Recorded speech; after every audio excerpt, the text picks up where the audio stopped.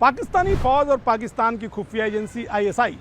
पाकिस्तान में हो रही जिन हत्याओं का ठीकरा अपने पड़ोसी देशों पर ठोकना चाहती थी, उन हत्याओं की जिम्मेदारी अब उसी के द्वारा पाले गए आतंकवादी संगठन इस्लामिक स्टेट खुरासान प्रोविंस ने ले ली है।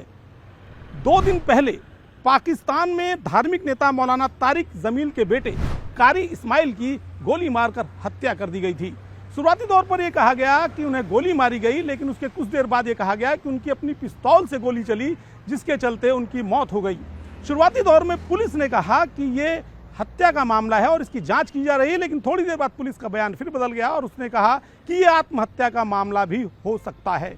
बताया जाता है कि तारिक जमील नहीं चाहते थे कि उनके बेटे कारी इस्माइल की जो मौत हुई है उसे किसी प्रकार का विवादास्पद रूप दिया जा सके। यही कारण है कि तारिक ने किसी भी तरह का कोई बयान जारी नहीं किया। लेकिन काजी इस्माइल की हत्या के फौरन बाद आतंकवादी संगठन इस्लामिक स्टेट खोरासान प्रोविंस ने एक बयान जारी करके इस हत्या की जिम्मेदारी अपने ऊपर ले ली। इस्लामिक स्टेट खोरासान प्रोविंस ने जो बयान जारी किया उसमें उसने स्पष्ट तौर पर कहा कि उसके सैनिकों ने तालिबान समर्थक एक आदमियों को पिस्तौल की गोलियों से उड़ा दिया, जिससे उसकी मौत हो गई। दिलचस्प बात यह है कि पाकिस्तान की खुफिया एजेंसी आईएसआई और पाकिस्तानी फौज पिछले 2 हफ्तों के दौरान लगातार 3 टारगेटेड किलिंग के मामलों को अपने पड़ोसी देशों की खुफिया एजेंसियों पर थोपना चाहती थी। उनका कहना था कि उनके प्रदेश में जो 3 टारगेटेड किलिंग हुई हैं, ये तीनों टारगेटेड किलिंग उनके पड़ोसी देशों की खुफिया एजेंसियों ने कराई हैं। लेकिन अब मामला ही उलट गया जब उसी के द्वारा पाले गए आतंकवादी संगठन आईएसकेपी ने पूरा का पूरा मामला अपने ऊपर ले लिया और बाकायदा आधिकारिक बयान जारी कर दिया कि उसने हत्याएं की हैं। सबसे दिलचस्प बात यह है कि आखिर यह हत्या क्यों हुई। उसके पीछे बताया जाता है कि काजी इस्माइल अहले हदीस नामक संगठन से जुड़ गए थे, जिसके लिए आईएसकेपी जिसका बेहद खतरनाक दुश्मन माना जाता है। अहले हदीस नामक जो संगठन है इसे प्रो पाकिस्तानी या तालिबानी समर्थक माना जाता है और आईएसकेपी जो कभी तालिबान का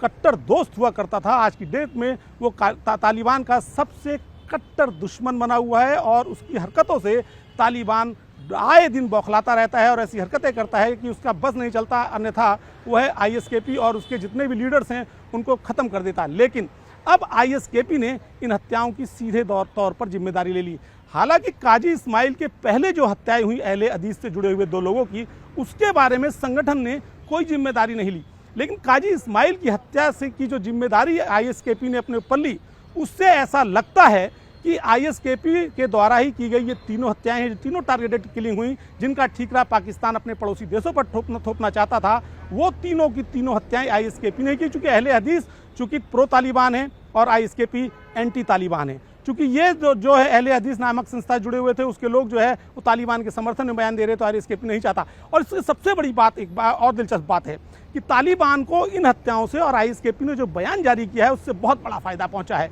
चूंकि उसके इस बयान से अब तालिबान चीन के नोटिस में बात डालेगा कि इस्लामिक स्टेट खोरासान प्रोविंस, जो कि पाकिस्तान द्वारा पाला गया आतंकवादी संगठन है, उसके लोग बाकायदा पाकिस्तान में एक्टिव हैं और वहाँ के लोगों की हत्याएं कर रहे हैं। ऐसे में आने वाले दिनों में जो चीन के जो वहाँ पर जो योजनाएं बना रहा है, यदि वहाँ पर कोई हमले होते हैं या पिछले दिनों भी जो हमले हुए, उन हमलों की जिम्मेदारी वो आईएसकेपी पर भी थोप सकता है और इसके बहाने वो चीन को एक प्रपोजल दे सकता है कि यदि आईएसकेपी को खत्म करना है, चूंकि वो अफगानिस्तान में सबसे ज़्यादा एक्टिव है, तो वो उसके साथ मिलकर आईएसकेपी के खिलाफ अभियान चला सकता है। यानी तालिबान को आईएसकेपी द्वारा जारी किए इस स्टेटमेंट से सीधा फायदा पहुंचा है और सबसे बड़ा नुकसान हुआ है पाकिस्तान को, क्योंकि एक तरफ तो उसके पाले गए आतंकवादी संगठन का पर्दाफाश हुआ है और दूसरी तरफ उसकी उस योजना को भी बहुत बड़ा धक्का पहुंचा है, जिसके चलते वो अपने पड़ोसी देशों पर हत्याओं का ठीकरा फोड़ना चाहता था।